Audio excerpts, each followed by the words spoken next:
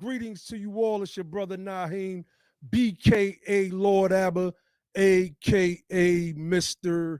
Just the Facts. Let me know if y'all can hear me. I've been having some issues with my Josh. Can you hear me, bro? Yeah, I can hear you. Okay, perfect. Um, make first and foremost, make sure y'all hit that like button, family. Make sure y'all share the video out. If you're not subscribed to the channel, hit that subscribe button and then hit that little bell icon next to the subscribe button so you'll be notified every time Be the Power goes live and you will become a part of the notification nation. We got to talk some talk tonight. Y'all know how we do. We teach over here. It's never anything malicious. So even if you see, a name in the title, it's never based on a malicious attack. That's what Luke, aka Uncle Luke, did to me last night in his Twitter space. We're gonna get into that, man. Shout out to the fam that's in the building. Sister Buffalo Lieutenant, I see you. Sister Roz is in the building. Was good. BTP Riri is on deck. Sister Shanna is in the building. Sister Kelly Pryor is in the building. Quana Vade says share on your Twitter page. Vince Jefferson is plugged in. Black Seed, the child of life. Them DMV Freedman is in the building, family. Let me see. King Jacob asks, what Luke talk about? I'm about to get into that. My brother Lafayette Ward, my brother AKA Michael Jordan, BTP Prime Freedman on deck. We are in the building. 3 USA Rules says Uncle Luke is a Jamaican. Miss Phoenix, what's good? What's good? Gary Johnson, salute to the Freedman. King Jacob, shalom. Jaron 215 said Luke is a yardie, so he has no say in Black American affairs. So matter of fact, let's start with Luke. Let's start with Luke real quick. He did a tweet, and we touched on it on this platform, and it was centered around should Black Americans vote for Democrats, right? Because we know what it is. I'm not sure if Luke knows what it is, but somebody said I thought dude was a Bahamian. I don't know. I know he's from immigrant stock. I don't know, Caribbean stock. He's admitted that. So we over here, we try first to give people the benefit of the doubt. If you go back on our channel and look at our conversation that we had with Chubb Rock, who is a Jamaican American. He's a hip hop icon, but he's also a Jamaican American. And he had certain views towards reparations.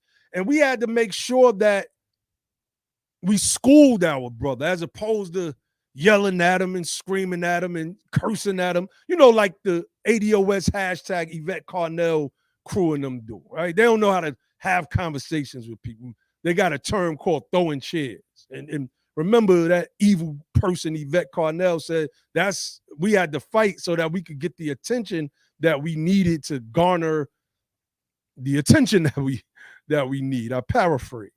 So we took a different approach. We took a different approach. Salute, Sister BB. I see you in the building. Somebody said Chubb was an all right rapper. That's it. Now I thought Chubb was a great rapper. That's everybody got their opinion. I thought Chubb was a great rapper.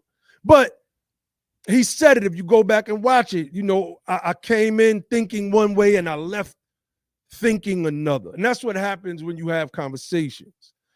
With the whole Luke thing, my brothers and I were building, and Ali basically said, we got to stop, kind of shouting at these people, talking them down.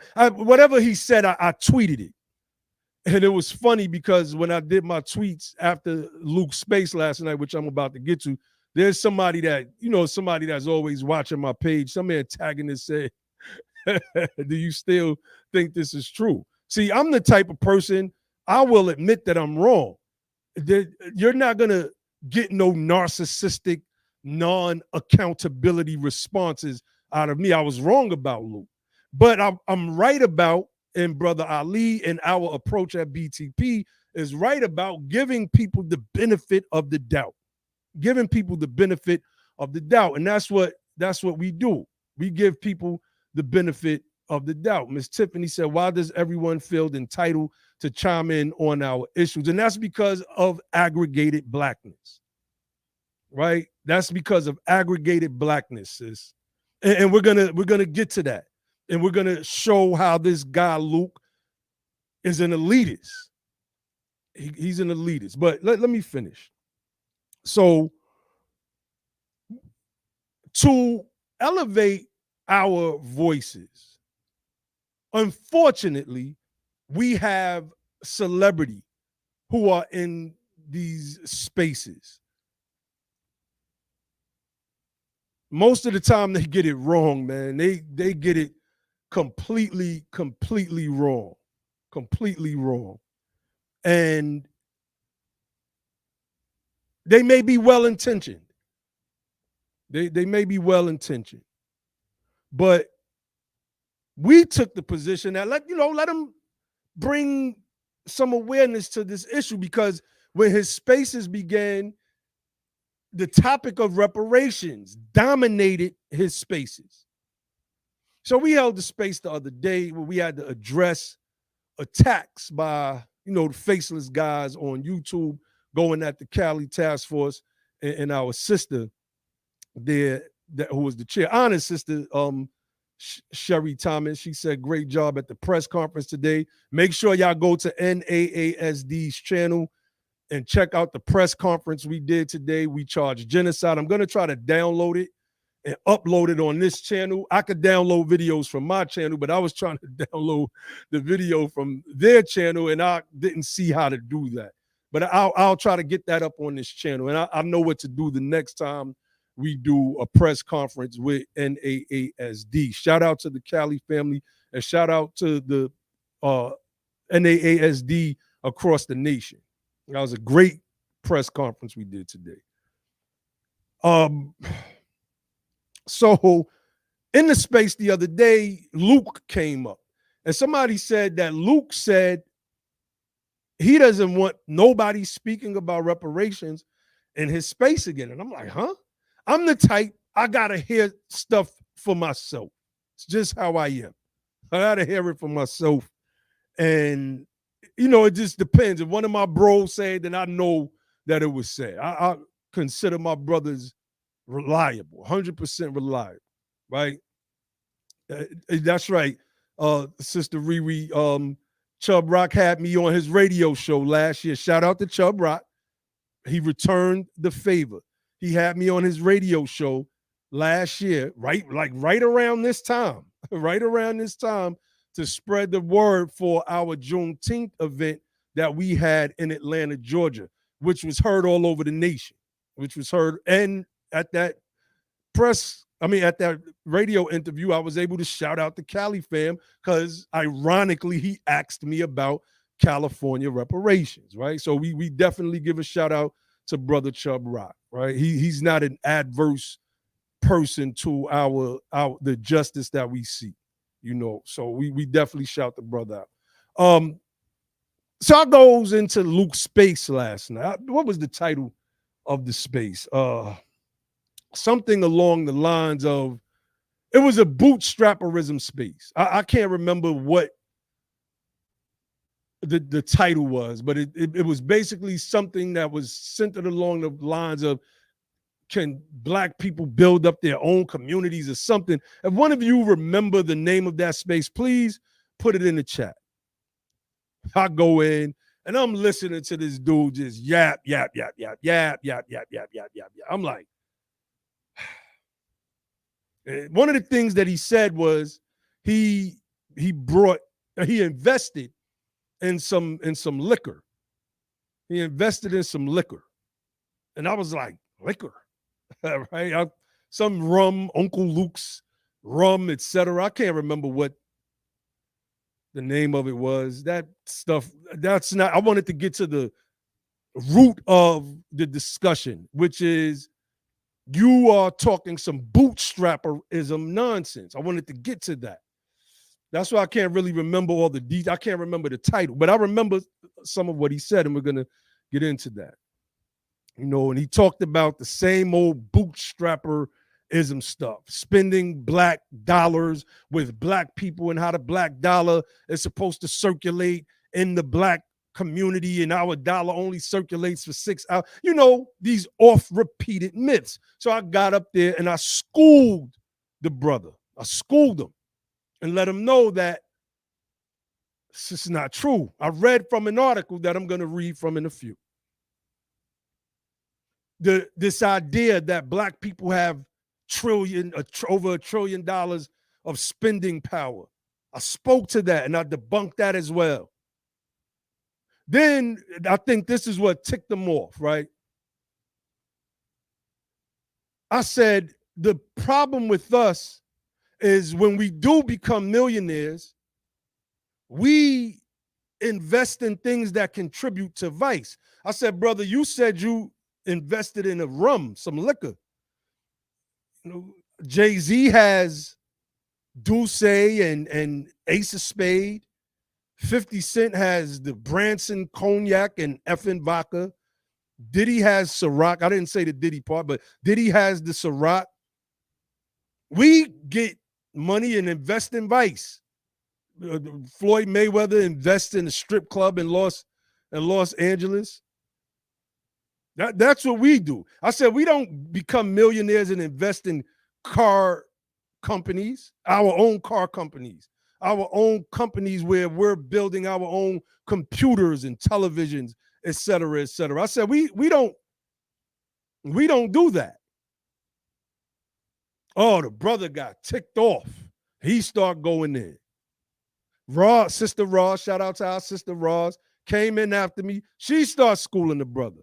She started schooling him based on the compiled works that has Dr. Darity included, what we get wrong about closing the racial wealth gap, right? And okay, Sister Shanna has the title. It was titled on Twitter Space, "How do we keep the black dollar in the black community?" That was the title. That was the title. That was the title right there. Thank you, sister. Thank you. And Sister Ross starts schooling them. And his response to me and Sister Ross was, forget the books. Let's use common sense. I was able to make millionaires.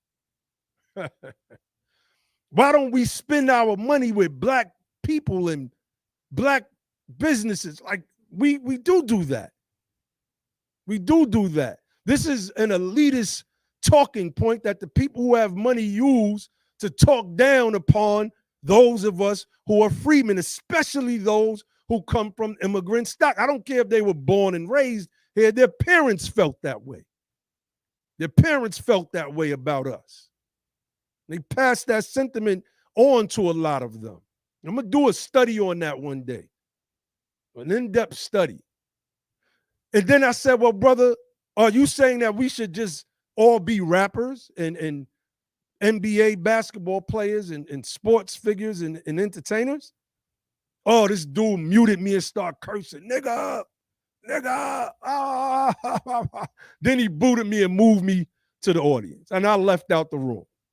I left out the room, right? So let me get my bros on before we move this thing further and see what they have to say. We start with Brother Josh. Josh, what do you think about what you heard so far based on my I'm able to recap the best way that I can.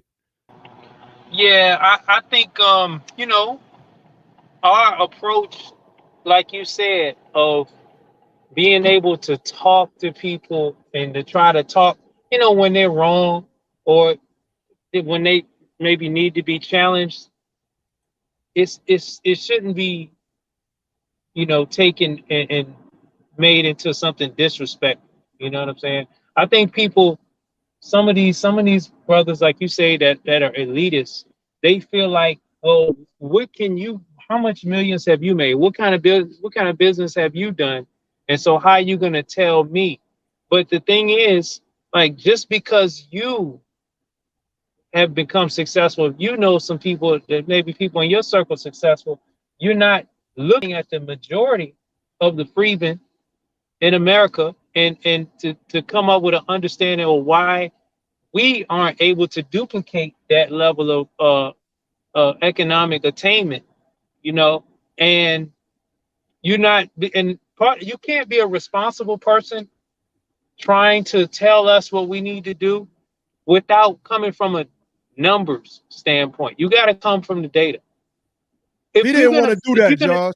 he didn't want to do that because when Look, Josh. He was saying we got to use common sense. Forget what the economists in the book say. Don't come in and don't talk about reparations. well, common sense will tell you that if you no, common sense will tell you that if you see the vast majority of us struggling at the bottom, then it can't be an individual action issue. It can't be something like saying that we have something that's inherently wrong with us and we're generationally cursed.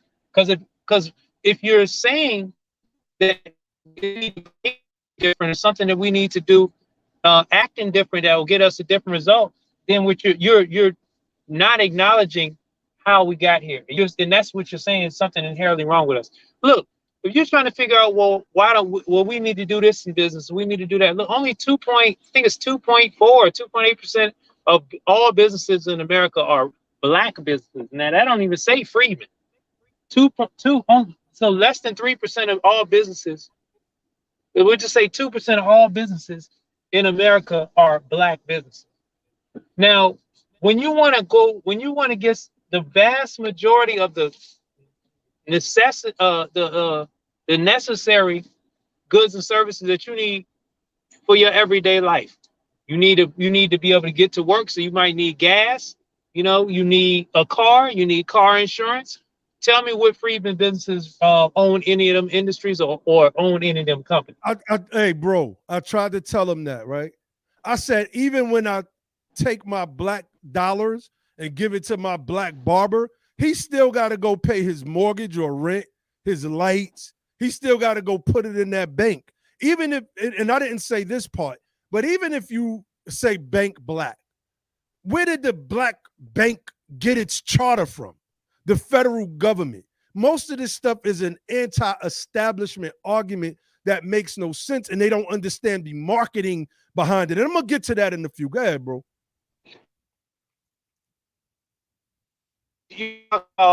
Getting to work. So then when you go to work, if only 2% of the business are black owned, you got a 98% chance you're not going to work at a black business.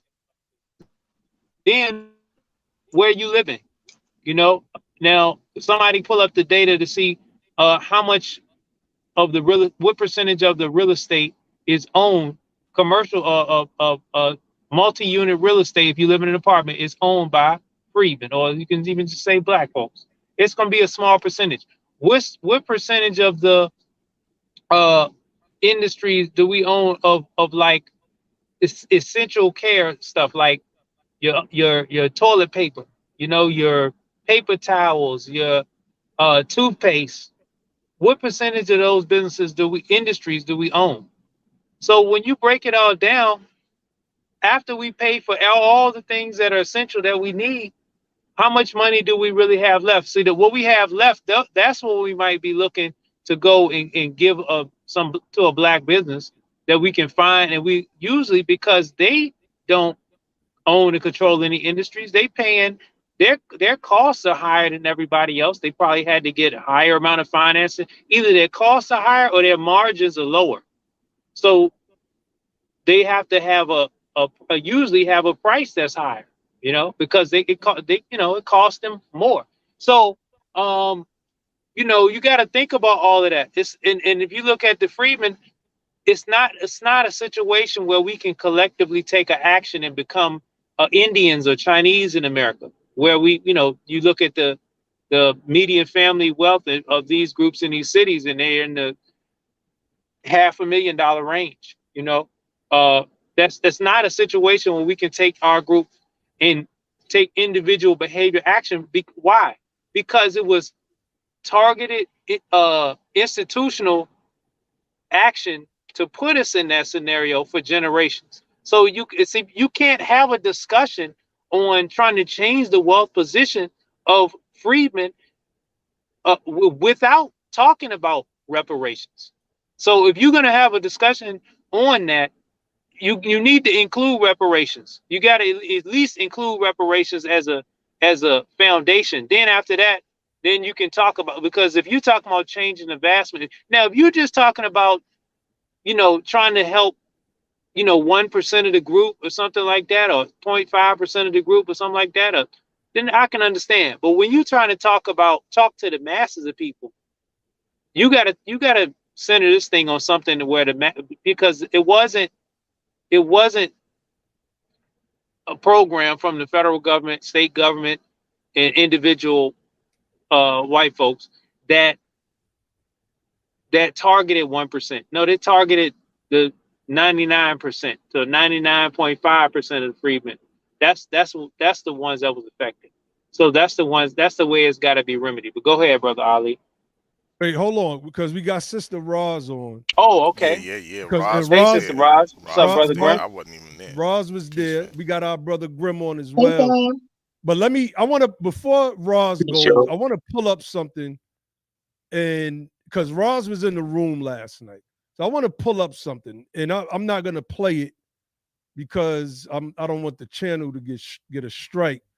But I want to hopefully Luke is watching. Did you tag But I know that the people, on, yeah, of course, Twitter? Oh, no doubt. several times, right? So this came out in 2021. Well, it came out in 2022, excuse me, February.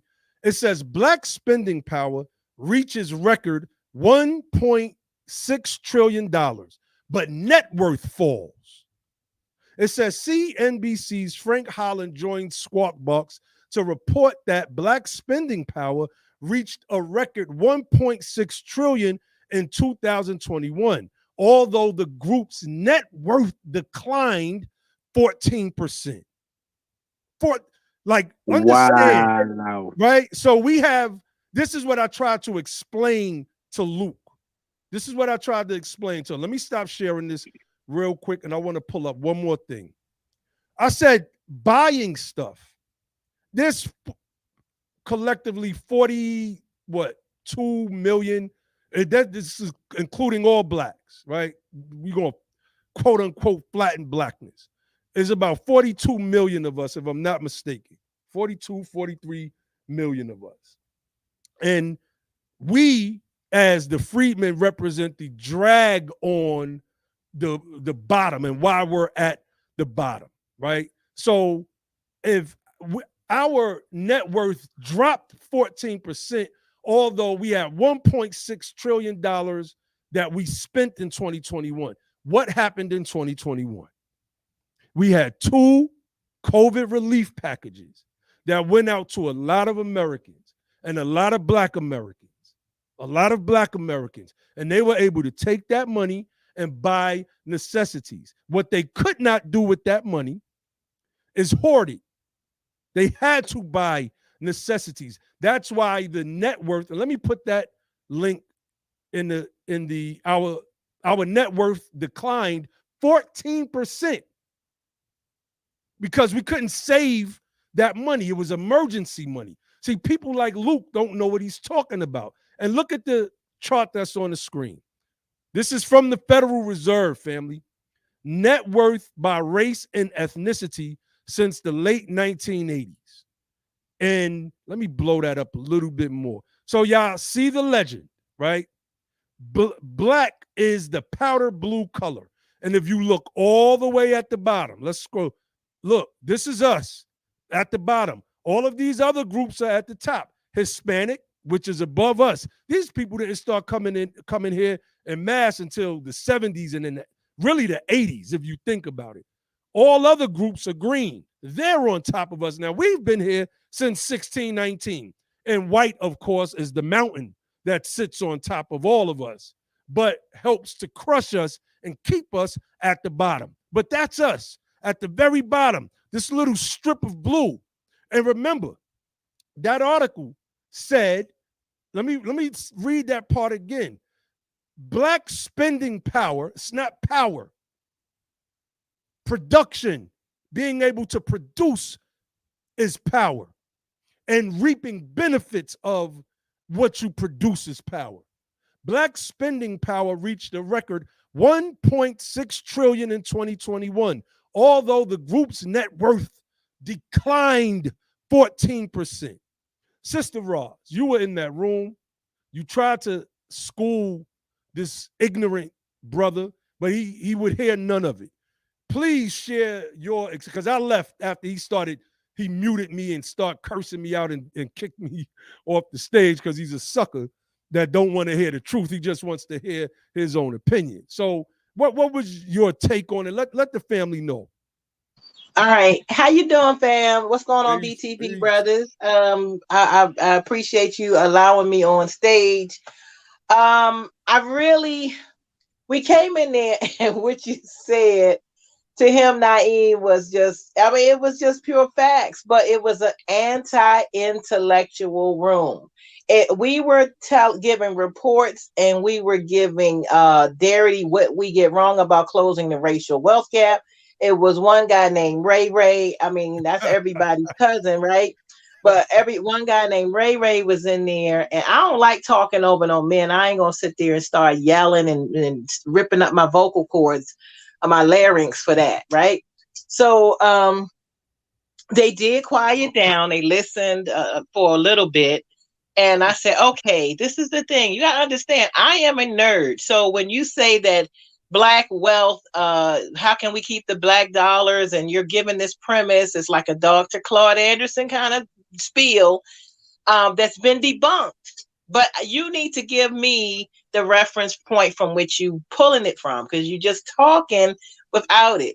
And he said, no, we don't need no reports, and we don't, y'all giving reports, and you telling me about what we, what we get wrong, myths about closing the racial wealth gap. And I said, well, I'm just giving you what Dr. Darity, who is an American freedman, this is a report. It's free. You can pull it up. It explains exactly why following the Asians, why, celebrities and all this stuff don't make a difference, and why financial literacy that brother Ray Ray just spoke about is not closing the racial wealth gap. None of this is closing it.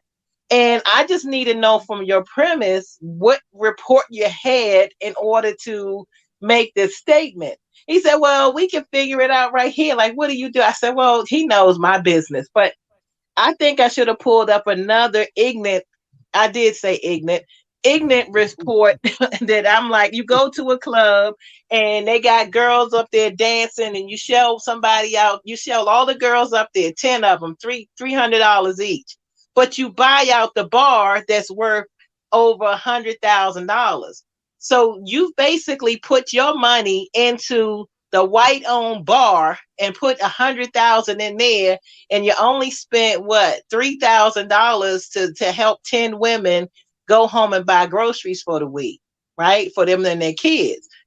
Who gained the most money? I mean, you can't sit up there and compare the 3,000 you gave them with the 100,000 you bought the bar out with, right? That's still not black dollars circulating in the black community, because you just shelled out, $3,000 compared to 100,000 that went to the bar owner that's a white bar owner, right? So I didn't give that example because I didn't get time, but they would have understood it better that way, because reports and charts and all that other stuff, they just want to feel good. Now, for me, I look at athletes and entertainers like this. They were chosen for a reason. Okay? And I want people to really understand and think about that. They weren't chosen because they were necessarily the people that were the intellectuals that were actually going to progress our people.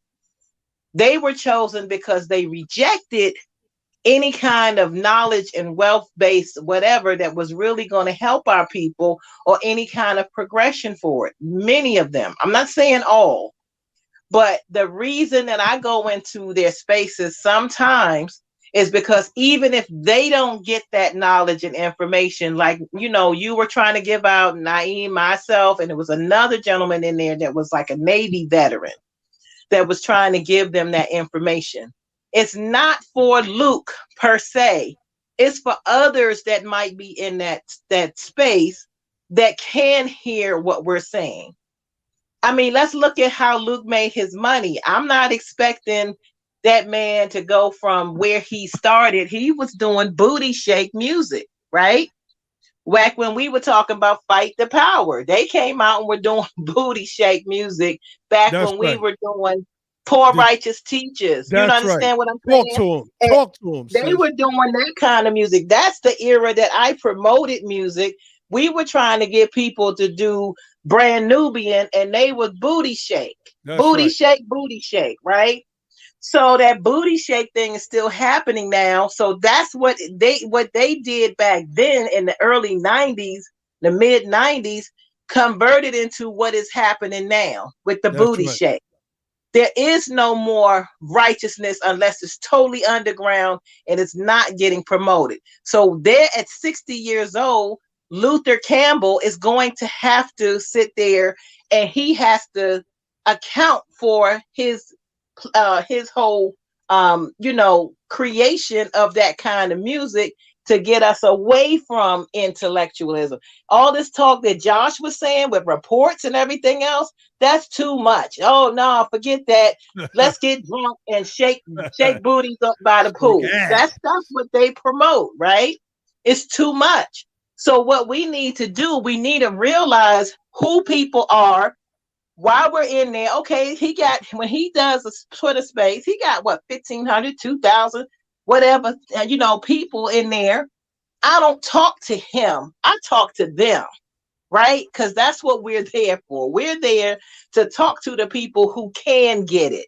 That's That's right. what I want to do. So he's there as a conduit to draw the people, but it ain't, this concert ain't about him, brother. The concert is about the information that we were kicking to them last night. So that's how we got to look at that. So was it a fail? Nah, it was a win. Because that one person understood and overstood that what Naeem was saying, ooh, that brother Naeem is kicking some facts. That's what they got it and they followed you, then it's a win. That's So right. I'll land there. I don't mean to take up all that time, but I No, think that's it's cool. important for family to understand no matter whose room we go into, we got to go in there with a purpose. That's Because right. if we got to draw 10, 100, person away from the ignorance, then that's what we got to do. They there to distract.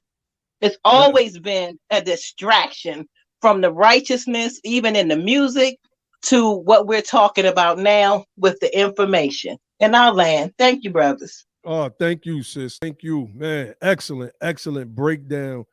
And this elitist attitude, man. That's the one thing that I can't stand. And I'm a swing it around to the bros because I want to get into some stuff, man. I want to get into these articles. We educate the people over here, and Luke didn't want us to educate the people. He didn't want us to read anything. But this is what I want to do real quick. And then, brother Ali, I'm gonna come to you, and then we'll go to Grim, and then I could get into what we need to get into. Let me see. Let me see. Okay, this is Robert Smith, right? Well, that ain't Robert Smith.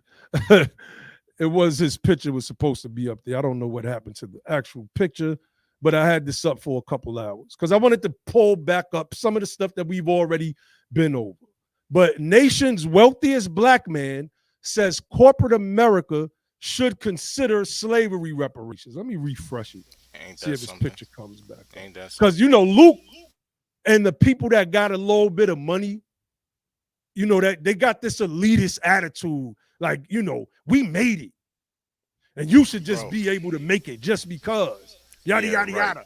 Yeah, Listen, no, man, that's that right. stuff is luck, right? It's like it is really like winning a lottery. There's so many people who are talented in the United States, musically talented, athletically talented, who sometimes and many times are more talented than the people who actually get on and get popping. But this thing it really is like a roll of the dice, man. In many instances, oftentimes it is about who you know and the relationships you have with people within the industry. But at the same time, it is very much about, chance. It is about chance in some work. Now, the thing is, Robert Smith being a billionaire says a lot. Not just Robert Smith, but Bob Johnson as well. I know I don't want to I'm jump the about to. gun because I know you're gonna pull Well, that up. you are. Well, I might as well. But go ahead, bro. Just go in. I'll pull it up while you talking. Same thing, and y'all hear me talk about one of my big brothers, man, by the name of Nile Rodgers. He's a multi-millionaire. Multi-millionaire. He's worth more. He's net worth is more than Luther Campbell's, and he and I have had deep conversations about reparations, and he was 100% for it. 100% for it, and always told me that he felt like if we had it, it would change the social, economic, and political conditions of the group. This was That's his right. own words. So these are millionaires and billionaires saying this, Ali. You got people That's right. saying, we don't, this dude Luke said, don't come in my room talking about reparations. That's number one, because he's not rooted in our struggle. And then you may have some freedmen, meaning those of us that have ancestry that can be traced back to slavery, back to emancipated persons that feel this same type of way. They feel that, hey, I made it. You should be able to make it too. That's why I asked them, should everybody just be rappers then? White people had a plethora of ways that they made it in this country. And when you start breaking those facts down to people, like how the government helped them, the government funded their businesses. The government gave them welfare for 30 years before they gave it to black people. Then when they finally gave it to us, they drastically cut it. The government helped create a white middle class using that welfare safety net. When you start bringing these facts up to people that just want to look down on their own people, oh, that stuff don't matter. Facts do not matter. That's narcissism. To say, I don't care what those facts say. If I became a millionaire rapper, or if I used to be a hustler on the streets and I was able to stack my bread and make it, or every hustler wasn't successful. Most white folk didn't have to be hustlers. I could play the Dr. King video where he broke down how this government gave away millions of acres to not just white Americans, but white immigrants that came over to this country. Look up German Americans right now. They are said to be the largest ethnic group in this country. They are those who were coming over here in the early 1800s. Today, they represent the largest ethnic group in this country, supposedly. Ali says we are probably the largest ethnic group in this country. You know, you probably have people that's double dipping, just I saying believe it. that they're right. So, Yep. and you pull it up right now, German Americans, you're going to see that they're mainly concentrated where? In the Midwest and in along the Eastern Seaboard, but particularly the Midwest. What did Martin Luther King Jr. say when he came up to Illinois? He said the racism that I seen up here in the North is 100 times worse than I seen in the South. These are German Americans largely that he was coming in contact with. The people in the South were Anglo-Saxons. These people, And these don't white forget the immigrants, Irish. Don't forget the and the Irish. Irish was in New York specifically terrorizing us. The Irish was in New York terrorizing us, told the people from the South, and I can pull the quotes, that we will not let the black people rise up. We stand with our brothers of the white race. talking about the Anglo-Saxons of America. The government gave them millions of acres of land so that they could build houses and businesses upon and pass down generational wealth to their family. The people that wait, real quick. Let me end with this. The people that got their money now, right? Like Luke or anybody. Your parents didn't bequeath you property and millions of dollars. Luke said, I grew up in a 7-bedroom house. Yeah, and then you created booty shaking music while we were on Fight the Power and Poor Righteous Teachers and Lakim Shabazz. And come on, man. Yeah, go ahead, Brother Grimm. I think Roz wanted to go in. Oh, okay. I'll let Roz go.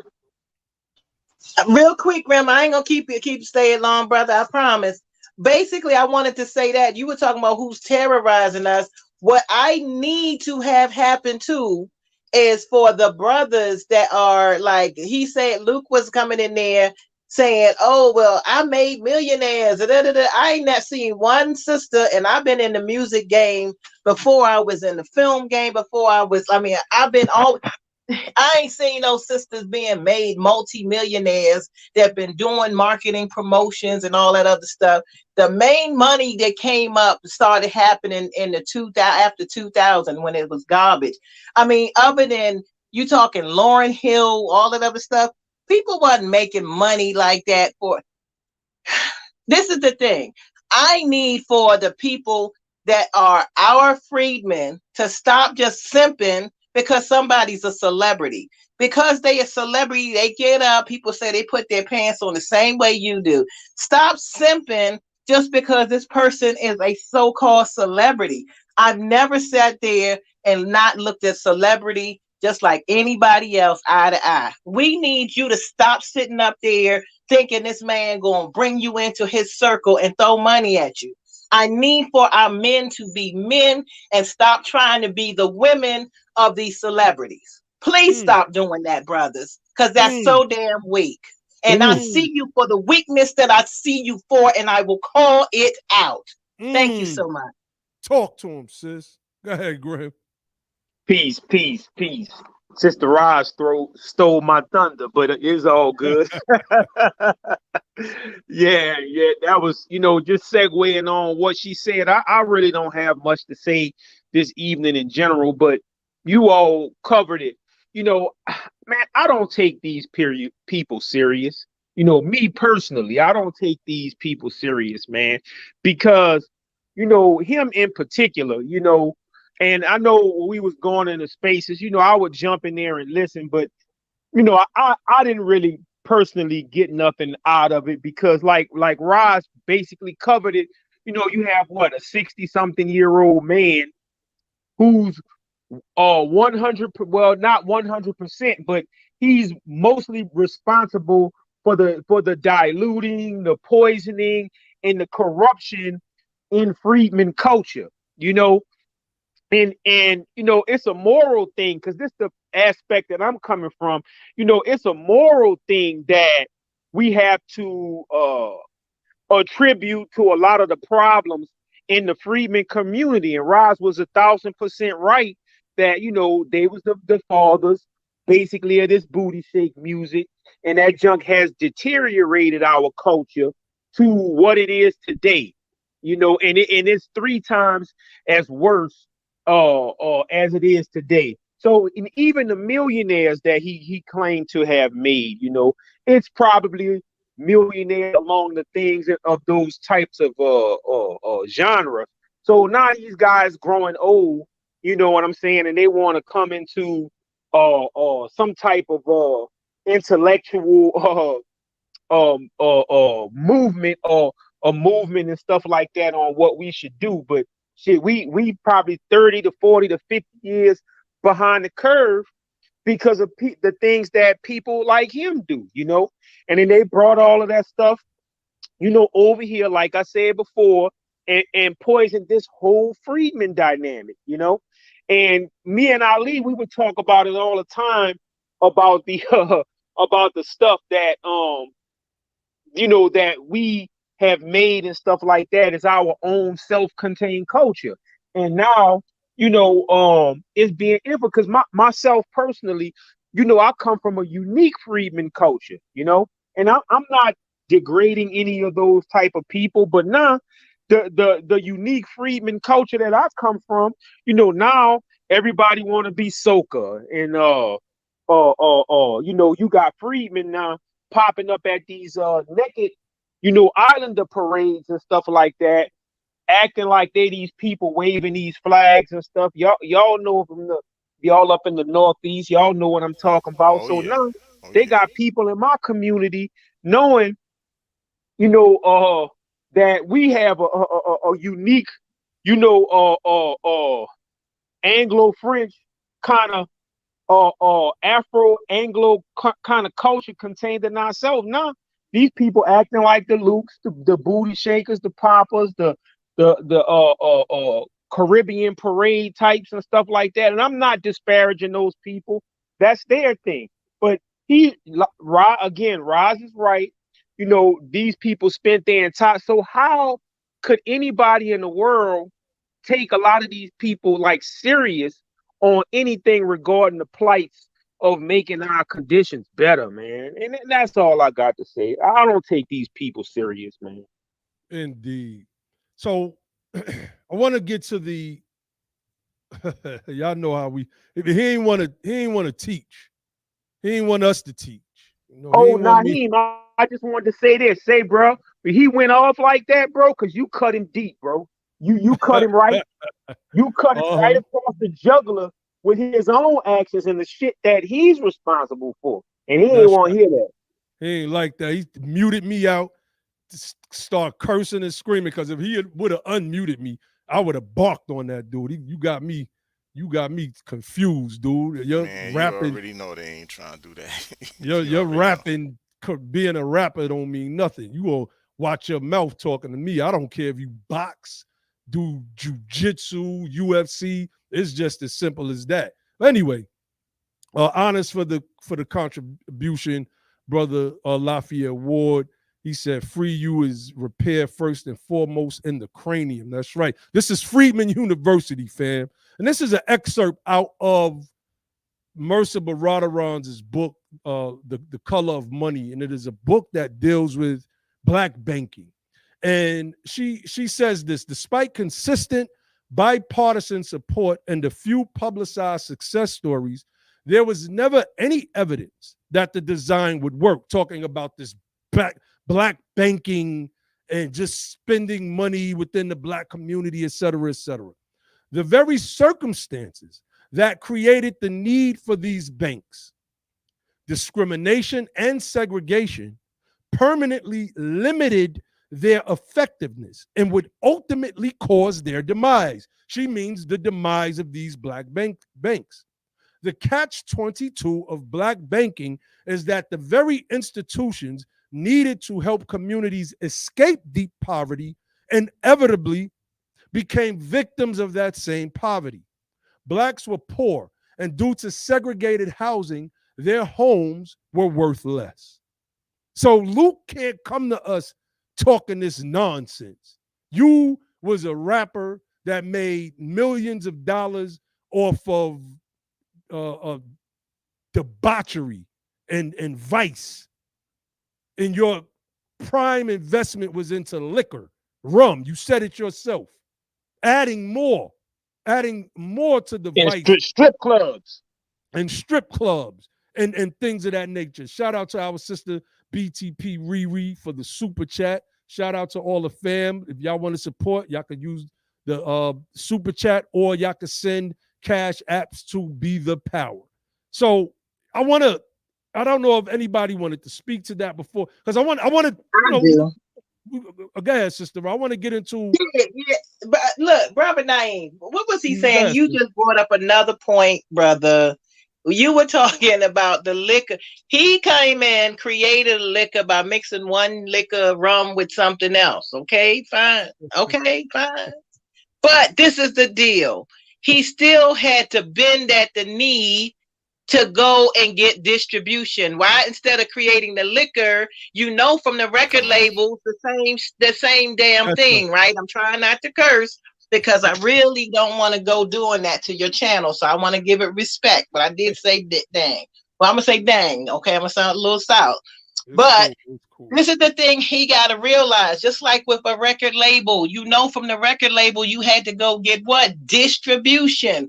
So, and getting your millions and at your peak of your money, why didn't you invest in distribution for the alcohol? Then that way you would have been the boss and not coming in being just another player on the team that could That's right. easily get replaced. Because if you mix your little juice with rum, then guess what? It don't take me long to mix my little juice with the rum too if I'm the distributor. And I can That's right. create whatever you created. It's not like you climb Mount Olympus and decided to stick some juice and some rum. Anybody can stick juice and rum and just put it in the bottle. Am I right?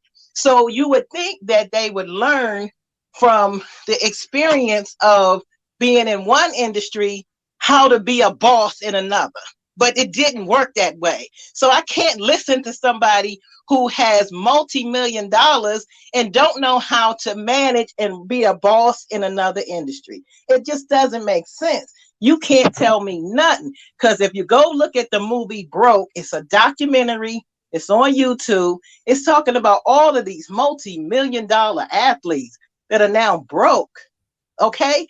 So if you multi-million dollar balling and you broke, how can you possibly tell me how to do anything? I'm not saying that the man is broke. I'm not saying that. But what I'm saying is the knowledge did not even go and transfer through. So And why do you want to listen to that man for something that, and one brother was like, yeah, I was sitting there listening to Luke about politics. What? Why? Why? Why? and we tried to give him the benefit of the doubt. I said that when I opened up the live stream. Some antagonist hit me on my thread this morning. Was like, you still think he right or something like that? I'm like, I admit when I'm wrong. Again, let me say this. We got to stop talking at people. When they show you who they are, then you pull out the broadsword and put it to their necks. It's just as simple as that. So I want to do this real quick. I'm not going to read this. I just want to pull it up. And I may probably get an excerpt out of here, right? Because when Sister Roz brought this report up, buying and banking black will close the racial wealth gap. This is a myth. Myth number 3 in this paper, what we get wrong about closing the racial wealth gap. Oh, he wasn't trying to hear it. He talked about common sense.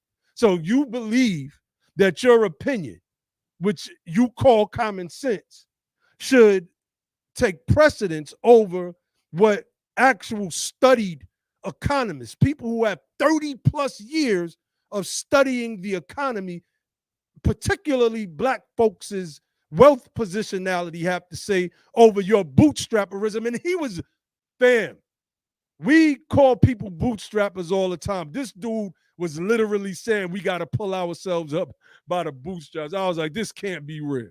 This He actually said it. He He actually actually said was it. saying it. So, It's funny, right? Because a lot of entertainers take that kind of position, unfortunately, right? And particularly entertainers that are of foreign ancestry, they're going to do that. They're going to do that. But even some of our own, they do the same thing. And you already know how I felt about the whole black excellence thing, man. It was my position that black excellence break away from black America and become their own ethnic group, separate and distinct from everybody else, and stay out of black America's business. that's Stop right. trying to extract finances out of black America. You guys fund your own stuff, sell tickets to your own black excellence ethnic group, etc. I feel like that's a whole other ethnic group as far as I'm concerned, man. Black excellence. Yeah. All right. So I want to read this little excerpt, and I'm let me see. The report says, for instance, since black families have minimal liquid wealth, their bank accounts tend to hold money for day-to-day and week-to-week expenses. Small and unstable deposits due to continued economic penalties forced upon black workers and households makes profitability a significant challenge for these banks. In the end, if black banks and businesses are a supposed solution to the racial wealth gap, we must address a basic math problem that arises. To close the gap, black banks and enterprises must earn a much higher rate of return than white businesses. Without this condition being met, the gap only will be perpetrated rather than ended. Perpetuated, excuse me, not perpetrated. What is the state of black business in the United States today? A recent report by the Association for Enterprise Opportunity indicates that 2.58 million U.S. black-owned businesses only generate $150 billion in revenue. Unfortunately, this represents negligible ownership and control over the nation's productive capacity. This is what I told Luke. Spending, right? The spending power, well, for 2021, as I've shown, was $1.6 trillion. And that's because we had help from the federal government. We lost net worth of 14%. Black businesses only bring in 100. There are only 2.58 million U.S. black-owned businesses. There's 40-something million of us. If you cut that in half and separate adults from the age 18 on up, then you get, let's say, 21, 22 million adults, right? And still only 2.58 million black U.S. businesses. Now, if we disaggregate that from freedmen, from other immigrants make 4.68 million blacks. 4.6 million blacks.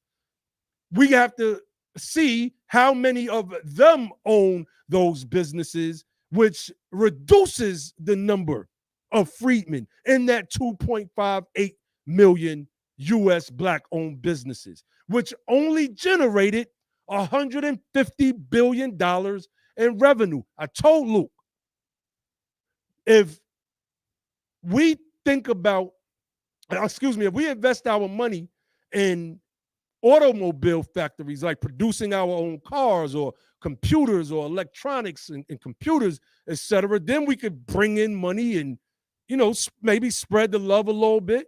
But we don't do that. We invest in Douce, effing vodka, Ciroc, rum mixed with juice, and Ace of Spade, and other things of vice. We don't invest in things that will help create industry that can be replicated state by state, or have one big plant in one state or another, like a Ford Motor Company, et cetera, et cetera. We invest in things that keep us at the bottom. Then you know what we do? We, as millionaires like Luke, come on Twitter Spaces and start blaming black people. We start blaming black people. And I noted this about a year or so ago when we first started, man. This was maybe 2 years ago with the Nation of Islam. Because the Nation of Islam are adept at doing exactly what Uncle Luke did in that Twitter space. And I'm going to pull something up. This is from the joint we did like 2 years ago. This is when nobody else really would come on. It'd just be me and Josh at first. I'm about to pull this up. So, all right, there we go. Let me pull this up, family. Digging in the crates, huh? Digging in the crates. We gotta dig in the crates on this one tonight, bro. People need to hear this, because somehow we get blamed for our own, downfall as hold on. As opposed to putting the blame where it's supposed to go. Let's play this little video clip so people could get an understanding of exactly what we mean, and we get to recognize this pattern from people like Luke. Shows 107 trillion. I believe that number is You know what? On that right, man. other Nuri Muhammad. Look I'm at Josh. gonna use him as Josh here, y'all. That's before Ooh, the look at that fro, boy. Planet that blame the white man for 95% of our problems, but still spend 97% of our money with them.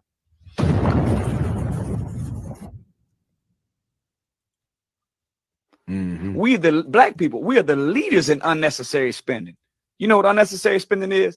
It's buying stuff you don't need with people with money that you don't have from people that you don't even like to impress people that you don't even know. So That's us. So I'm saying that to say that let's put an end to retail therapy.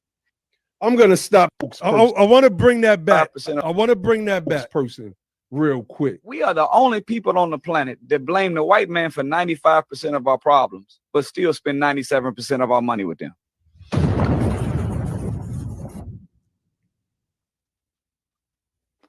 We, the black people, we are the leaders in unnecessary spending. You know what unnecessary spending is? It's buying stuff you don't need with people with money that you don't have from people that you don't even like to impress people that you don't even know. So that's us. So I'm saying that to say that let's put an end to retail therapy. I'm gonna stop. So the reason why I brought that up is because I wanted to show the sentiment that a lot of these bootstrapper groups use. And we got to call the Nation of Islam, you know, for what they are, right? Like Carlton Banks just said, and shout out for the super chat and the contribution to the platform. It's easy to cap on the bottom cast with no facts. It's an American pastime. And that's what if I'm not mistaken, Elijah Muhammad used to say, we got to shame them. We got to shame them. And I mean, they was eating one meal a day and giving the rest of the money. So this dude could live in a mini mansion. And that's just the facts. So spending money that we don't have. Yeah, go ahead, Ali. Let me just say this. Spending money that we don't have, trying to impress. What was that crap he just said? No, we spend the money that we do have to buy necessities. And another thing that report destroys is that when black people get money, we go out and become profligate and spend it on Air Jordans and gold chains. That's what they mean by spending money that we don't have. Yeah, go ahead, bro. Jordans and hair weaves is always the go-to kind of like trope or whatever. But Pete, what's interesting about what he's saying and what it doesn't consider is the fact that you have a manufacturing production and distribution problem within Black America because there's a lack of ownership, right? It's definitely a lack of ownership when it comes to manufacturing goods, goods that you will need in order to sustain yourself within the Black community, right? So, for instance, he says you spend 95, 95% of your money with white people. Well, here's the problem with that, right? You live in black communities, right? So-called black communities, right? Especially communities. Let's use a place like an urban place like a New York City, for instance, where you have these housing projects. Black folks don't own those housing projects, and much of the money that black people spend is going to go on housing, whether it is for rent or if you own your own home, it's going to go towards mortgage. Black people don't own the banks that finance the mortgages for them to be able to purchase their houses, right? They don't own the insurance companies when you have to pay your homeowner's insurance or your auto insurance, right? These are the necessities that much of what Black America spends their money on is going to: food, clothing, and shelter. The manufacturing of the clothes that you wear, you don't manufacture those clothes. You don't manufacture them. And even the ones that have people's name on it, whether it's Kanye's shoes, which is really who? Who is it? Adidas. Come Adidas. on. If it's Air Jordans, it's really Nike. You know, Nike. if it's whoever, right? The fact of the matter is, like Otis already said, these people are not even the manufacturers of these things. That vodka is not 50 cents vodka. His name may be associated with it. That's right. Sean John's name is associated with Ciroc. That's not his. right? So these people just have these kinds of imprint deals, these kinds of, we'll put your name on something so that it is, we can help we can use you to draw attention to what is really ours. Same thing happened with Jay-Z in the Barclays Center. People thought Jay-Z was really some kind of owner of the Barclays Center until they found out that he really wasn't. So Oh, so I'm just saying that this is a problem. They think that black folks are spending money on unnecessary things when the fact of the matter is black people don't spend their money in any worse way than anybody else. All of that Air Jordans and gold chains, and first of all, I don't see nobody walking around with a shitload of gold chains. Everybody that I see don't have one. I live in an urban area. Most people don't have Air Jordans. You see some kids with Air Jordans, but everybody ain't walking around with no goddamn Air Jordans. Now you got a lot of females walking around with hair hats or what, weaves or whatever the case is, but many of the people who are wearing weaves are foreign blacks. Right now, our women kind of done moved away from that. Let's keep it 100. Let's keep it 100. Our freedmen women have, in large part, I've seen, moving away from wearing hair hats. A lot of the hair hat wearing is coming from foreign blacks. We got to be honest. Yeah, Go yeah, ahead. Go ahead. you got me talking about you talking about hair right now because that was part of the conversation too, brother Ali. I was telling him that, for instance, I do make my own hair care product, right? Because I wear my hair natural, and I usually wear it in like little twist or long twist or whatever.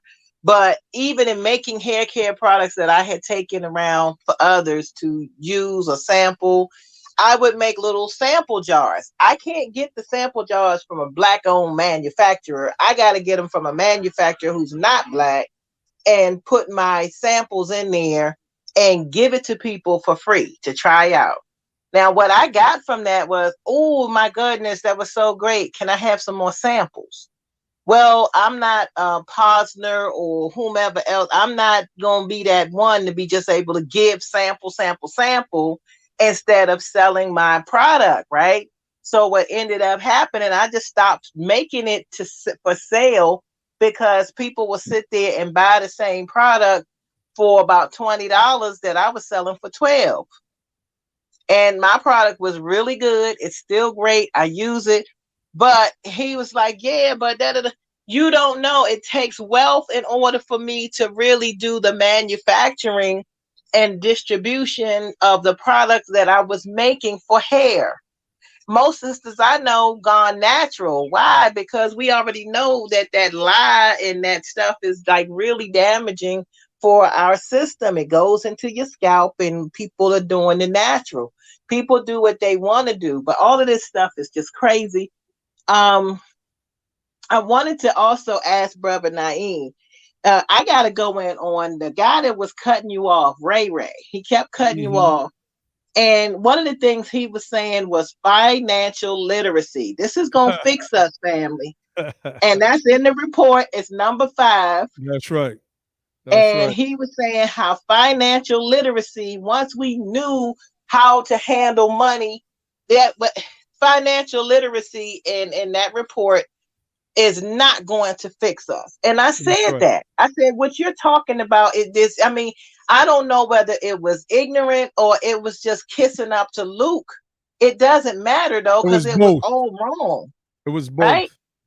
It was both. It's like, why are you sitting here cutting up? Naeem was trying to talk and teach and give that great information. And this guy kept going in, cutting them off. I said, no, you're not going to do me like that, because I'm not going to sit here and have that kind of conversation with a young man. You're a young man. I'm not going to sit here and just argue going back and forth with you.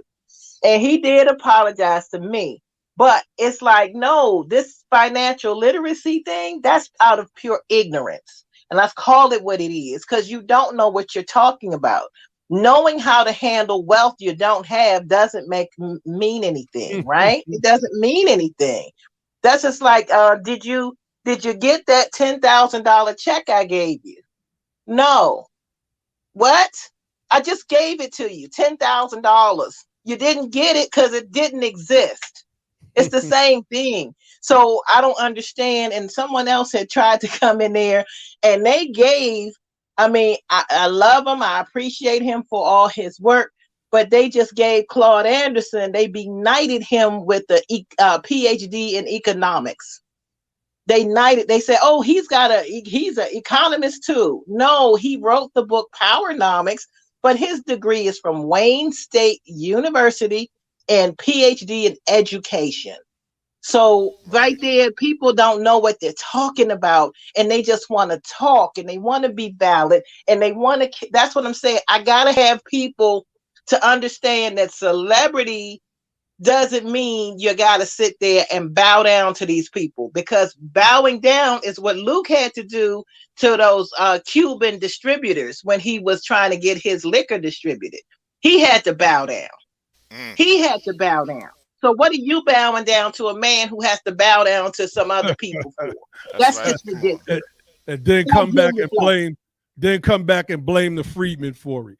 I'm gonna get through this one real quick. I'm gonna read this little short excerpt and just pass it around. This is what I tried to read to Luke and his audience last night. You know, he wasn't trying to hear this, but we're gonna educate the people because there's people that are watching that need to see this. And this is from the website Neiman Lab. It speaks about what the title says: a Howard project is debunking myths about African Americans and teaching students fact checking. Quote, there are more black men in prison than college, or a dollar spent in the black community stays there for only 6 hours. A project at Howard University aims to dispel oft repeated myths. So I'm just going to scroll right down to it. The claim that a dollar circulates in the black community for only 6 hours cannot be substantiated. The federal government does not produce data that would allow such a comparison. In addition, economists contacted by truthbetold.news said some of the data cited, such as information about dollars circulating in the Jewish community, is questionable because the federal government does not collect information by religion, and researchers would be unable to get information accurately from a survey of consumers. The earliest source of the statistic appears to be a book that is nearly 20 years old. The book also never mentions the name of the study nor provides any information about the author. Anybody want to guess what that book is? Powernomics. Powernomics. He just made it up. And people been running with this nonsense. Well, I don't think he made it up. I don't know if he made it up, but he popularized it. So let me correct that. He popularized it, and it's a myth. And nobody doesn't want to hear that because it's It's an easier urban to sell the legend. lie. Huh? It's an urban lie. It's an urban That's right. legend slash urban lie. That's right. Ali, Josh, y'all, Yeah, Brent, y'all jump just in. I just want to say, even this idea of the dollar, what they be saying, the dollar bounces 25 times in the Asian community, 50, 111 times in the Asian community before it leave, and in the black community, well, that's because black, like I said, it goes back to what I was talking about. And the so-called black communities are really just neighborhoods that black people live in, but that are actually economically controlled by other people.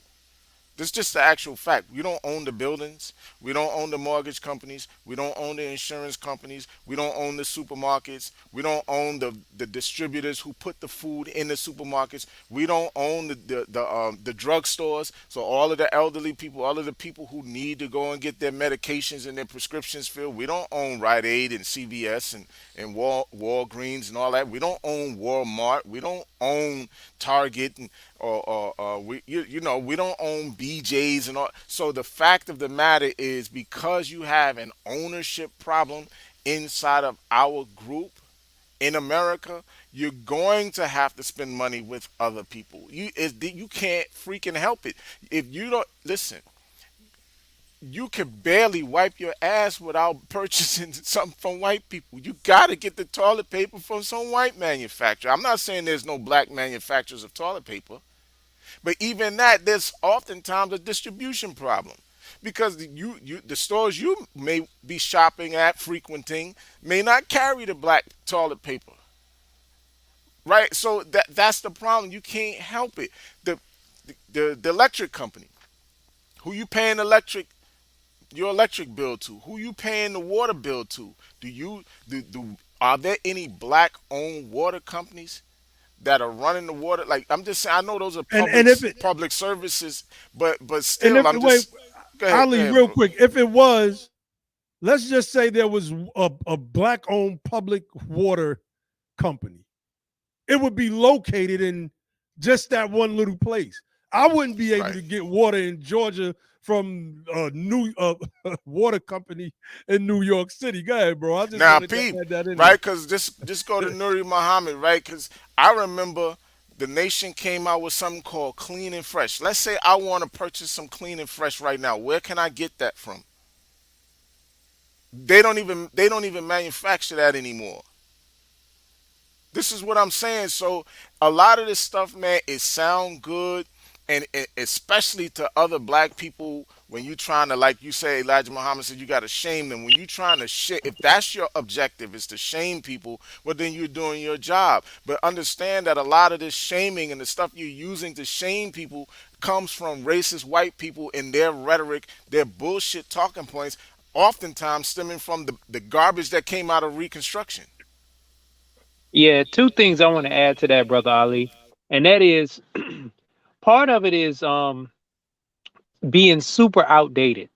You know, what like we were bringing scenarios of like the 1970s and 80s, you know, when it was a whole lot of different diverse ownership. When I say diverse, I'm not talking about culture. I'm just talking about it not being centralized on one company where people got company people individuals are worth hundreds of billions of dollars, right? So what are you talking about black business when Amazon, everybody like can click a button in the whole United States and send their money to one company to get what they need to their house in 1 or 2 days or the same day. That's not, we're not talking about owning certain businesses where you can retail this and retail that in different cities and different counties and states. We're talking about one company that operates across the country, and you can go on their site and click a button and get something. How in the world can a black business compete with that? And you can get pretty much every product at a competitive or the lowest price. And if it's not that, if you want to do brick and mortar instead of click and order, you can go to Walmart. One company, Walmart, Target. It's not those big box companies. Everything else, even like shoes and stuff like that. Nike now is taking over the retail market. They used to like be a supplier to other retailers. Now Nike just said, forget that. We're not gonna sell to Foot Locker. We certainly not gonna sell to no small little mom and pop sneaker stores. We just gonna sell direct to the consumer.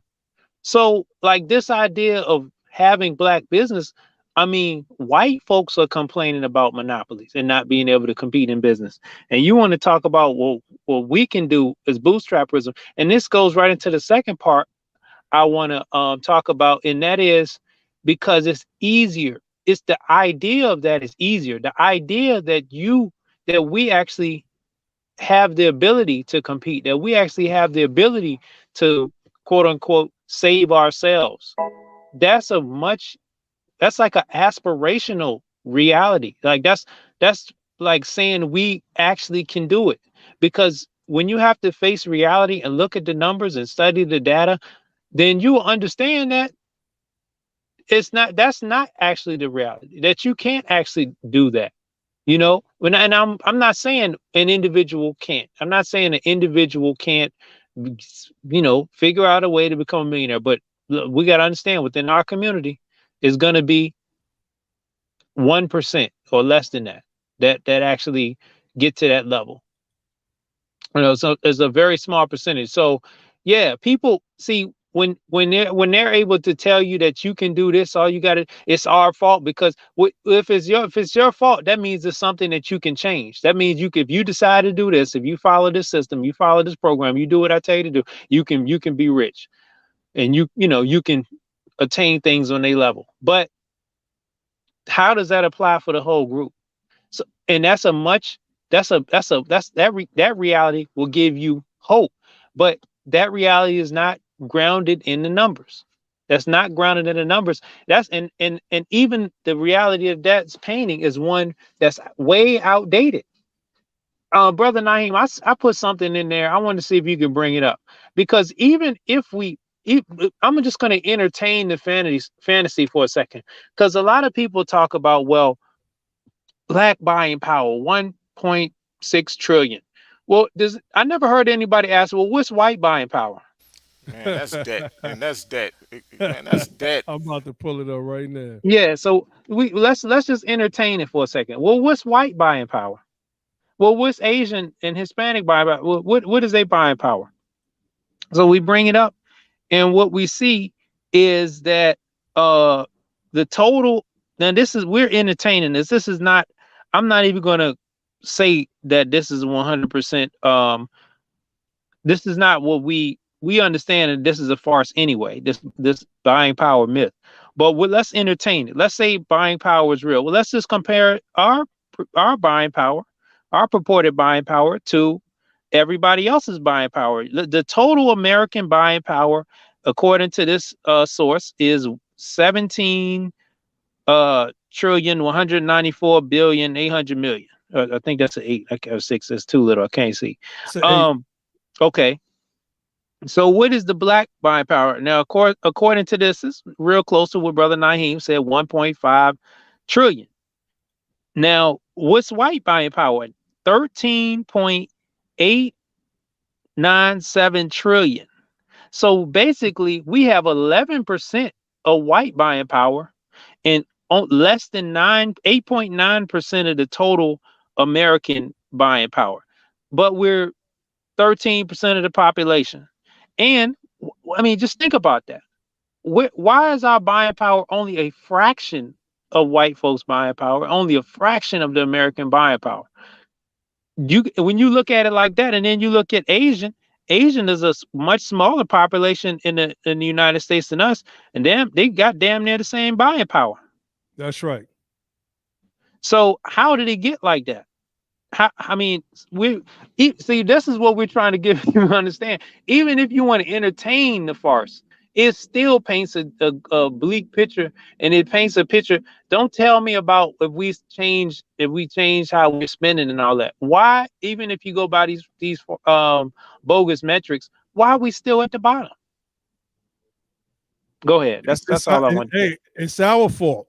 That's what Luke was coming. I was going to say that. That's right. He came to chastise the Negroes like Nuri Muhammad did in that clip. You got to chastise these Negroes. Got to shame them because it's those damn Jordans and hair weaves, man. And gold chains. Man, we spending a lot of money on gold chains and hair weaves and Air Jordans, boy. I swear to God, to let these people tell it, man. Right. Yeah, go ahead, Grim. No, I was just saying that's right, and that's just part of the and Ali alluded to it earlier, a lot of that bootstrapperism go right back to what I always would say. All of that stuff goes back to Reconstruction. Look at them. They're wasting their time. They're lazy. And these people had just rose up from the one of the worst conditions that anybody ever suffered on the planet Earth. And people were saying, look at you, go get your life together. Pull yourself up by your bootstraps. And at the same time, they were stepping on our toes, And that ideology, I don't hate to go into this, but of course, those two ideologies, y'all know what two I'm talking about, is basically rooted in a lot of post-Reconstruction dogma, in regards to us doing that. A lot of stuff was basically carried over from a lot of the ideas of our good brother, Booker T. Washington, some of the things that he maintained in his ideas and philosophies and stuff that may have, as much respect as I have for the man, they may have not been rooted in the best judgment, and they carried those things out and multiplied them.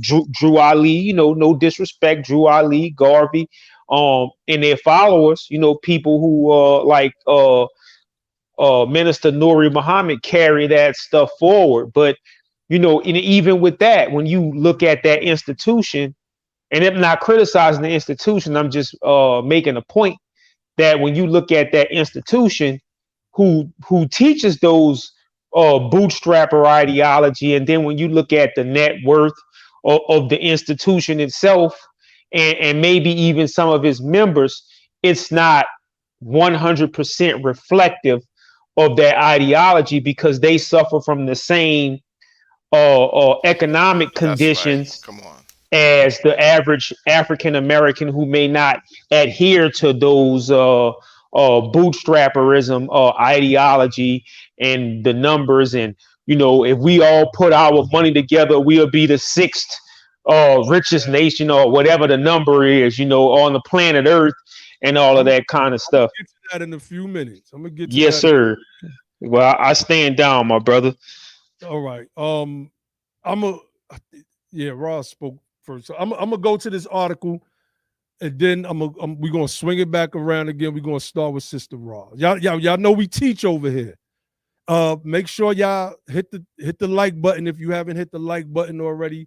Help us get into the algorithm. This channel is gonna always be on build-up mode until we reach that point of what we consider critical mass. Right? We're not here to entertain you. We are here to teach.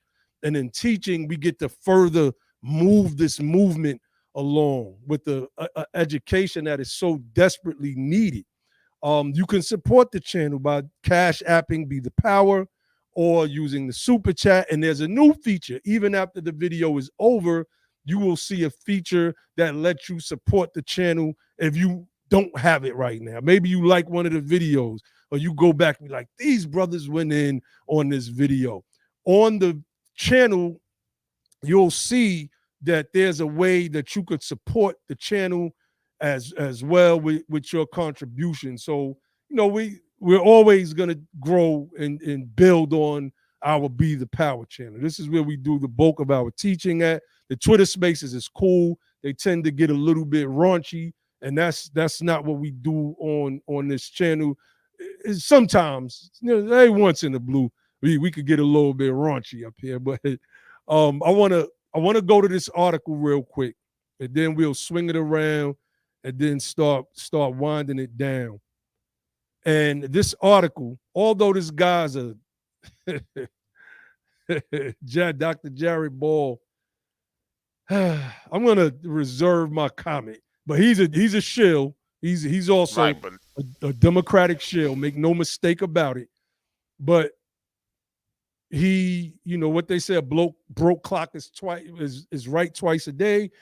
Here is his broke clock moment, because he broke down this myth of the black buying power.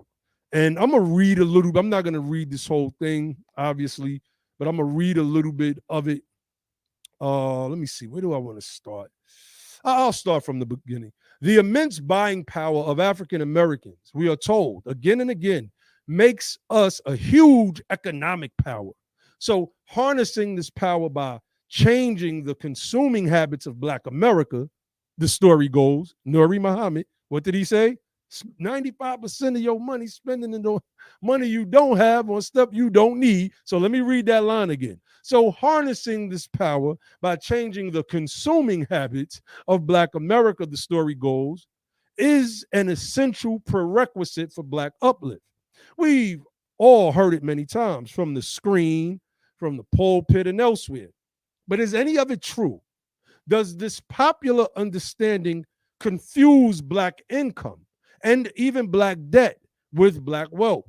Where does this misinformation come from?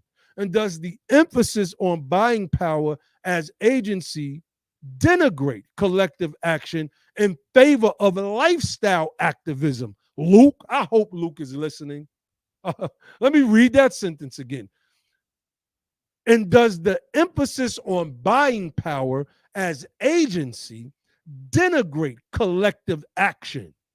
Because our collective action is reparations, which Luke doesn't want us to speak about in his spaces. And I'll probably never go back in another one of his spaces. I don't need to. In favor of lifestyle activism. Dr. Ball opens the door to this vital discussion. Achieving economic clarity is a bit more difficult than it would appear. The myth of black buying power resurfaced yet again in February as more news was released from African American black market profile. The myth, now updated, projects that this quote unquote spending power will reach $1 trillion by 2011. Well, we know now, last year it reached 1.6 trillion. This mythology of an African America whose national economic strength rivals that of most countries is consistently misunderstood, improperly quoted, and ultimately used to deny the outrageous inequality and exploitation this country still requires to maintain itself as the single superpower empire, i.e., like I said all the time, America is a house that welcomes everybody into its doors. And we are the welcome mat that everybody wipes its feet on before they come and make themselves comfortable inside of this house that was built off of our ancestors' free and forced slave labor. It continues. First and foremost, the initial report cited needs to be understood for what it is. The market profile gathers and synthesizes the most recent findings from dozens of sources in order to help marketers communicate more effectively. And you notice they place emphasis on that with the bold lettering with these important consumer segments. So these numbers are floated not for their accuracy regarding Black people's economic standing, but for their ability to tell which corporations should more aggressively target their marketing, psychological warfare, towards African America to get what little money actually is held there. Part of their projections are based on the percentage, 30.2, of African American households whose income is more than $50,000 per year. Somehow, this is meant to convey a sense of economic progress or sustainability. Not considered in this report is that if the poverty line in the US, a number already itself designed to hide poverty, is set so as to only count those in poverty who live in households of four earning less than $20,000 annually, then of course a $50,000 would appear stronger than it actually is. And this article, and I'm gonna put it in the chat, and I want you all to like really look at it, because what it does is it breaks down how they accumulate. Okay, Otis said Dr. Ball is a Green Party guy, not DNC. And that may be true, but he sounds just like one of those DNCers. So, I could be wrong on that, but all of his talking points definitely sound like they come straight out of the DNC playbook. But this report, it, when you're talking about this wealth, so let's just say these families that earn $50,000, which represent 30%. They add the mortgage, they add your car note, they add them as if you've paid for them already, right? So if your house is $200,000 and you're still paying on it, they add that whole $200,000 into that 1.6 trillion that you all seen me pull up earlier. They add that. If that car is $40,000 and you're paying a car note every month, they don't add every year the yearly car note price. Let's just say it's $360 a month times 12. No, they add the whole 40,000 every single year. Every year, this is what they do. And this article gives an excellent breakdown on that. I'll go ahead, Ali, and then we'll go to Sister Yeah, Rob. that's the whole point in a nutshell. The buying power is largely based on the debt that people are actually in. and they're construing the debt to be spending power or buying power, which is really nothing but debt. How much you paying in mortgage, how much you paying in electric bill, how much you paying in auto insurance, life insurance, fuck, homeowners insurance, all of these different things. So they're taking all that debt and putting it together, talking about this is your buying power. That's not power, that's debt. It's debt. That's right. Yeah, Yeah, Sister that Ross, go and ahead, just bro. expenses, regular expenses. That's right. That's right. Exactly, and it's so important to look at that because I think those words are misleading, right? Deliberately misleading to use buying power as opposed to expenses and debt. Why not tell it the way it is? Those are expenses that are being paid. That is debt that people are in. Say that. Don't call it buying power. Buying power is misleading. That's making it sound like we got a whole bunch of extra money after all the bills are paid and after all this, you know, Right. and we debt free and all this kind of stuff. And then now we have a whole bunch of money laying around that we giving away to somebody else and that we could be, that's not the case. A whole gang of disposable income. Like that's what we rocking with. Spending money that we don't have. Nuri Muhammad, that's the craziest thing. Spending money we don't have on stuff we don't need. How do you spend money that you don't have? Period. How? How do you go buy $100,000 Mercedes Benz I'll without tell you having what he 100,000? means. I'll tell you what it, yeah, that because you have to take out a loan from somebody. So you're not really spending the money, right? Somebody else spent the money on the car. Now you owe them. Same thing with credit cards. So in other words, you going shopping for Christmas and you using, a $3 or $5,000 credit card to get all your Christmas gifts, and so that's money that you don't have that you're spending, and that's what he's talking about. But again, what is that other than debt? It's not buying power. And again, compared to everybody else, we got pennies. Like we really, it's not, everybody else has a larger share of that um pie than their percentage of the population. We got a much smaller share, a much smaller amount of buying power. So, that's indicative of our position in America.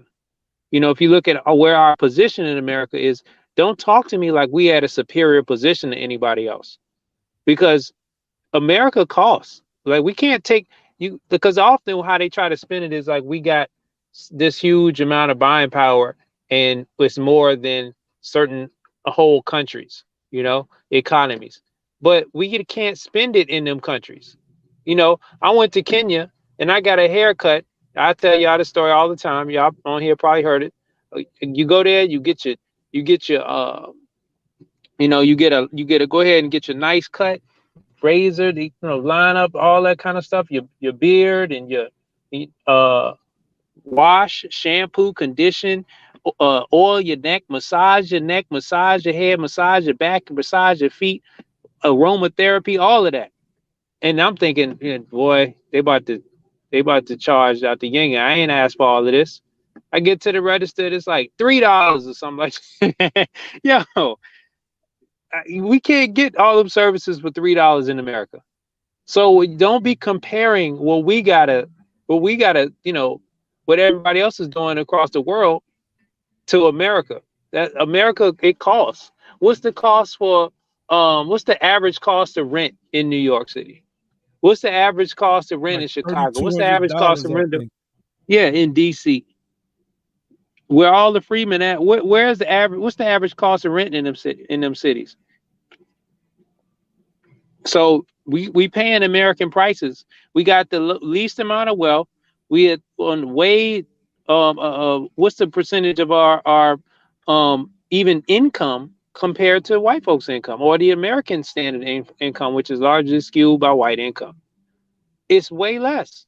So man, I can we can go on and on about this stuff. I know you had something you wanted to get to now next, brother Naheem. No, Or I'm Sister good. Roz, if you I Yeah, know go you ahead, ain't Sister trying to. Ross, and then Grim. All right, fam. I was just gonna say this. I was thinking the whole time we're sitting in Luke's space and waiting to get the mic. And I mean, for me, I'm always anxious to be able to educate and get our people's heads and minds right, be able to give those great references. I mean, brother Naeem, both of us were chomping at the bit to get the mic. But one of the things that we know that we cannot do is go out. We're trying to go out and feed the sheep. Go out and feed the sheep. We don't bring them back Pepsis and pork skins.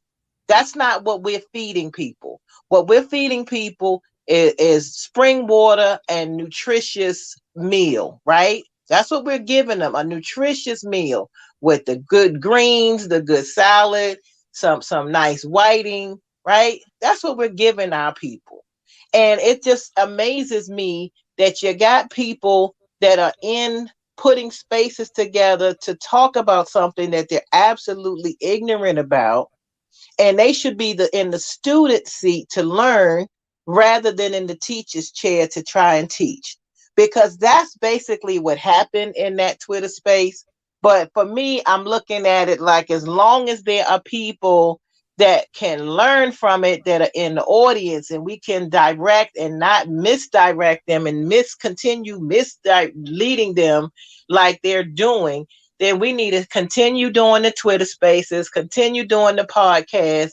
I wanted to thank you, brothers, for allowing me on here to continue trying to give our people that good, nutritious mind meal so they can go on and learn and further their knowledge of what to follow and what's not, to follow. Because it's like that clean water, dirty water analogy. If you're giving them dirty water and they thirsty, they gonna drink that filthy, slimy, nasty, disgusting water.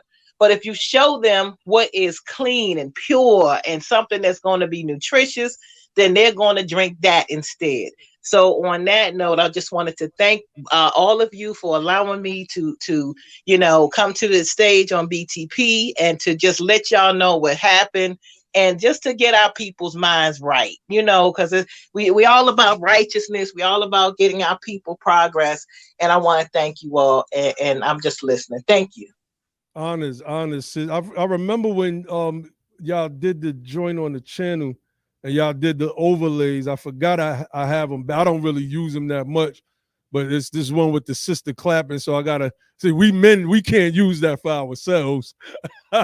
We need somebody doing the fist bump, like yeah. So we could give you the hand clapping gif right here. So we use this one right here. Click clap. Yeah. Click clap. Let me stop. All right. Yo, brother Grimm, go ahead, bro. Yeah, peace, man. I just want to say, we need to stop personality worshiping, star worshiping, star gazing and things of that nature in regards to a lot of these celebrities, and these celebrity images and the things that they say, because, our open enemy knows how to use those things. They know what we are attracted to. So we're not going to listen to an economist, right? And we're going to listen to a rapper, singer / producer who probably walked over a few skulls on their way to the top, walked over a few backs. We're going to listen to them in their latter days in regards to what we should be doing when, they built their own personal empires on music or entertainment or sports or what have you. And, I'm going to go to the whole Democrat thing in the Democratic Party. And, these people have studied us. A lot of them have studied us, and they've studied our habits and the things that we do and the things that appeal to us. Don't think these people don't know us. They know us. So, when they have their own aims and goals and objectives, they're not going to talk to Naheem Way or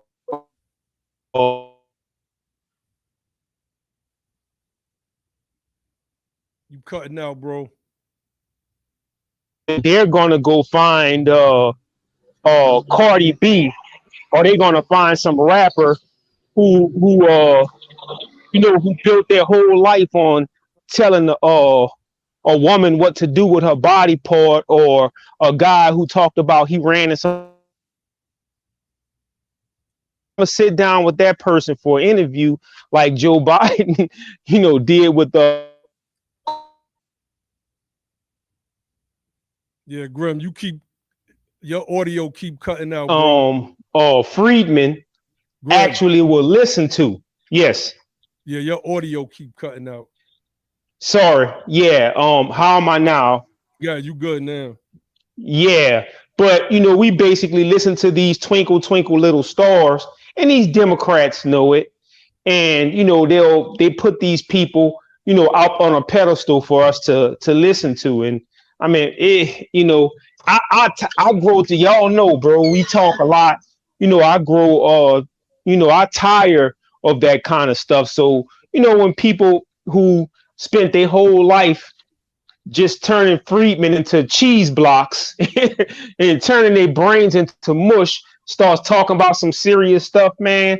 The out of all of those people, the only person that I take serious on the matter is maybe Ice Cube. This just me personally. But man, those people, man, don't mean us no good. These stars, like Ali said, but they need to start their own class, man. These people are elitists, and they find the worst. I'm not painting with a broad brush, because there's good and bad in everything. But they pick the worst from among us, man, to be these images of what we should be looking to and what we should be aspiring to. And going back to what I was saying early, that stuff is reflected into the modern culture, the modern Freeman culture. So when you say something like Black history now, you don't think about the old fan that was in the Baptist church with Rosa Parks on it, or Dr. King, or somebody else. In this modern time, the only thing that we have to point to is those people that they standing up for to be a paragon, for us. So, with that, man, I say peace, man. We need to wake up and get out of that stuff. But I don't take them people serious, man. Indeed. These people are not anybody that we should be listening to. They're not versed. They're simply not versed, man. So we're gonna wind this thing down. Hey, Naeem, I got one other thing to quickly say. Like he was saying, all his people that rolling with him are millionaires, or he's made people millionaires. Until he can get everybody that's on that podcast a millionaire, what is he talking about? That's right. Everybody on the on his Twitter space, unless he has a way to make everybody on there millionaires, then we don't need to be listening to that foolishness, because it's foolishness. And that's all I wanted to say. That's right. Honest for the contribution, MMA. I missed somebody earlier as well. I pulled it up on the screen, though. But honest for everybody that contributed to the platform tonight. And I believe our next stream is going to be about. I think that contributor was Rashawn Graham or something like that. Yeah, Rashawn Graham. Shout out Rashawn Graham.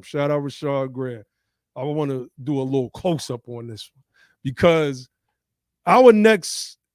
more than likely, our next live stream is going to be about Black/Negro, and that name being one of the badges and incidents of slavery. We're going to break that whole thing down, because there's a lot of confusion. We already did a video called African American. Oh, no, excuse me. Is African American a deal breaker? You know how we do. We bring the scholarship. We show and prove. People. A deal breaker for reparations. A deal breaker for reparations. That's right.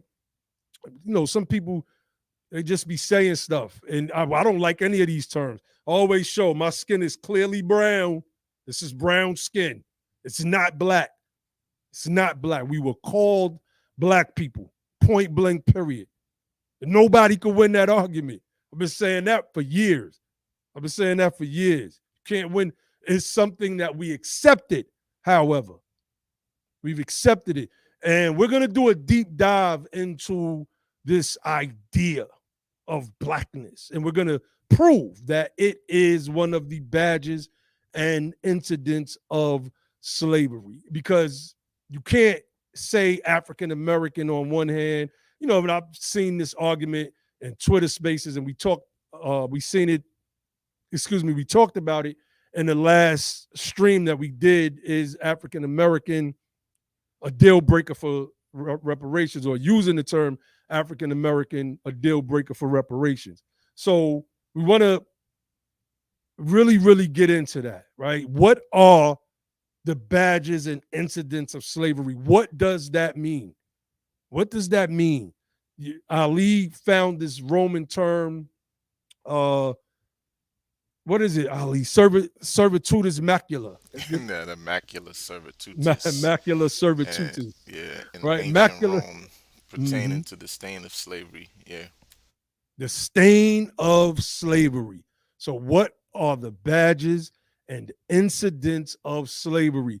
Why was the Civil Rights Act of 1866 rendered ineffective? Why was the Civil Rights Act of 1875 rendered ineffective? And it all goes back to another Supreme Court case in 1883. So we're giving y'all something to study before we get into this topic, right? The Civil Rights case of 1883. Indeed, and at the root of this thing, and just like Brother Ali, found the terminology, we have to realize that a lot of American law is basically based upon the Roman statutory law. So when you look back in history and you see these terminologies and things of that nature, you'll be, from a historical standpoint, you'll be able to understand where a lot of these concepts come from. I mean, even the freedman concept in itself, or the freedman status and concept in itself, has its root in Roman law. And also the rest of it is basically based in Anglo-Saxon or English common law. I mean, it is what it is. You could say, oh, that's what you're talking about. Nope. It ain't based on Kemetic law. It ain't based upon none of that stuff. It ain't based upon ancient Egyptic or any of that stuff. It's based upon those things. And what people kind of lose sight of that. But what you use is the weapons that are made available to you to prove your point. And, that's another thing, too, when we get to the show that I want to address is that, some of the fantasies that, have been given to our people in that regard. So, we using the weapons that was given to us to basically move forward towards true and absolute freedom. Indeed, indeed. And with that said, family, we are going to close this thing out. You already know what it is. Close it out with the motto of the platform, and that is, don't just fight the power, become the power. And then and only then will you have the power to make a change. And with that, I say peace.